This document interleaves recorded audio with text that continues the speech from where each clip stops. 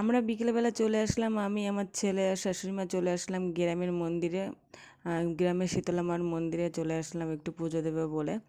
আর অনেকেই জানো আমার ছেলের শরীরটা ভালো ছিল না। আর আজকে অনেকটাই মানে ভালো হয়ে গেছে, আর ভালো হয়েছে বলে মা শীতলার কাছে এসেছে একটু পুজো দেওয়ার জন্য। আর এই জায়গায় আমার শাশুড়ি মা একটু মন্দিরটাকে গুছিয়ে নিচ্ছে, ঝাড়টার দিয়ে পরিষ্কার পরিচ্ছন্ন করে নিচ্ছে, জল টল দিয়ে মুছে নিচ্ছে।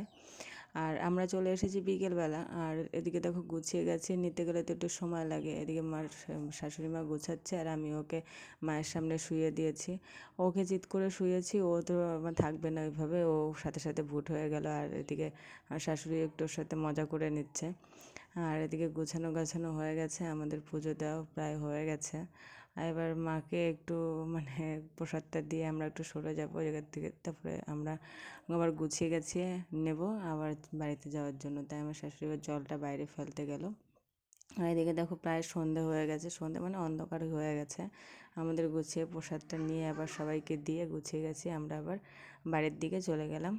বাড়ির দিকে চলে যাচ্ছি, আর এদিকে দেখো পুরো অন্ধকার হয়ে গেছে। আমাদের পুজো টুজো দিয়ে আসতে তোমরা দেখে বলো, লাইক কমেন্ট করো কেমন হয়েছে। টাটা।